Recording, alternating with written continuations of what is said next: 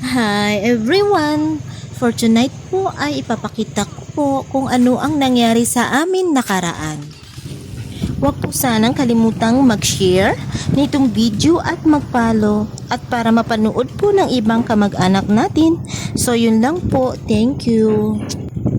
So ayun nga mga mamshi ko, nagabihan na nga po kami dahil 5 PM na rin po kasi nakapamili para sa panghanda sa kinabukasan dahil hindi po pwede ipaliban sa sunod na araw dahil kailangan po sa kinabukasan ay matuloy po ang kanilang festival. So ito nga po yung hindi namin inaasahang pangyayari ay nangyari na nga. Dahil nga ang aming truck ay hand tractor pala ay bumalik sa amin na para bang may nagmamaneho sa oras na yan. Pero ang sinabi nga ng driver ay lumundag na daw po siya sa sobrang nervyos. So ayun nga mga mamshi ko, natatakot kaming lahat. So ako nanginginig na rin sa takot.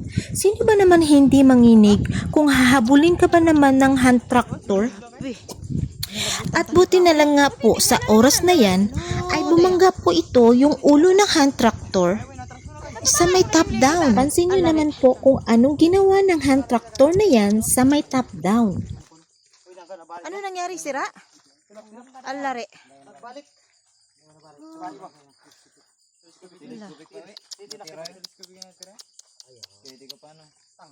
Grabe. So ayun nga mga mamshi ko, dahil nga po sa sobrang bigat siguro ng dala niya, kaya siguro bumalik siya at pinaramdam sa amin na nabibigatan siya. Charot lang po. Ay, grabe. Sa sobrang bigat siguro. Oh, dayang. Ano hindi guys? Bari. Bari. Ano bari? Hindi ka na bari. Oh, dua?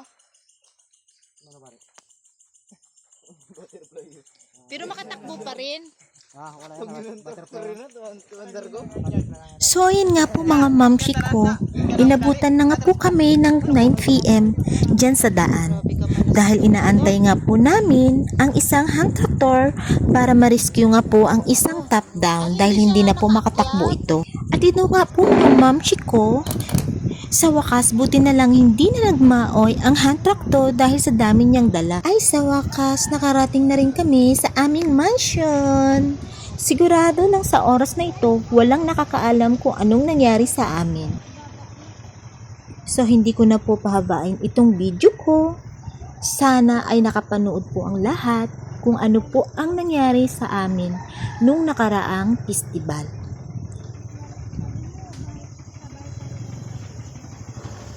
So ayun lang po mga mamshi ko.